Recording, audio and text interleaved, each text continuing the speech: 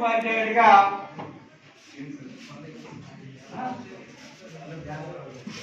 పేరొందినందువల్ల ఆయన పుట్టినరోజుని ఈరోజు ఉపాధ్యాయ దినోత్సవంగా మన భారతదేశం యావత్తు జరుపుకుంటున్నాం.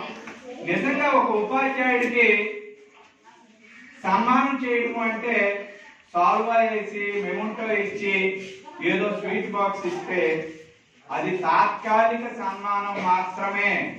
ఒక నిజమైన ఉపాధ్యాయుడు ఎప్పుడు ఆనందిస్తాడంటే తన దగ్గర విద్యను అభ్యసించిన విద్యార్థులందరూ క్రమశిక్షణతో మంచి పేరు ప్రఖ్యాతులు సంపాదించి ఒక మంచి పౌరునిగా, ఒక మంచి ఉద్యోగస్తునిగా, ఒక మంచి వ్యక్తిగా ఆ గ్రామంలో లేదా జిల్లాలో పేరొందినప్పుడు మాత్రమే ఫలానా విద్యార్థి నా స్టూడెంటే అని చెప్పుకోదగ్గ స్థాయికి మీరు ఎదిగినప్పుడు నిజమైన ఆ ఉపాధ్యాయ దినోత్సవం ఉపాధ్యాయుడిని మీరు సన్మానించి గౌరవించిన రోజుగా భావించవచ్చు. అయితే ఇవన్నీ కార్యక్రమాలు నిర్వహించుకోవాలి కాబట్టి ఉపాధ్యాయుని గౌరవించే కార్యక్రమం నిర్వహించుకుంటాం అందరితో పాటే మనం. కానీ నిజంగా ఉపాధ్యాయుని మీరు గౌరవించాలంటే క్రమశిక్షణకు మారుపేరు డిమర్చులేషన్ బ్యాక్గ్రౌండ్ నుండి వచ్చిన విద్యార్థులు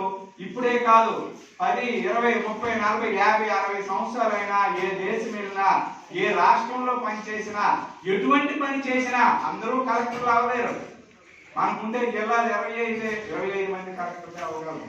అలాగని అందరూ కలెక్టర్లు అవ్వలేరు. కానీ మనం చేసే వృత్తి పట్ల నిబద్ధతతో ఏ పని మనం చేసినా ఫలానా వ్యక్తి డిమర్చులేషన్ పాఠశాలలో చదువుకొని ఆ రోజుల్లో ఆ ఉపాధ్యాయుడు నేర్పిన విద్యా బుద్ధుల వల్ల ఇంత క్రమశిక్షణగా ఉన్నాడని పేరు తెచ్చుకున్నాడే మీరు నిజమైన ఉపాధ్యాయ దినోత్సవం చేసినట్లుగా భావిస్తాం. ఆ రోజు రావాలని మళ్ళీ మీరు పెద్దలుగా మారి ఒక 10, 20 సంవత్సరాల తర్వాత మమ్మల్ని అందరినీ పిలిచి ఆ రోజు నిజమైన ఉపాధ్యాయ దినోత్సవం జరిపించాలని కోరుకుంటూ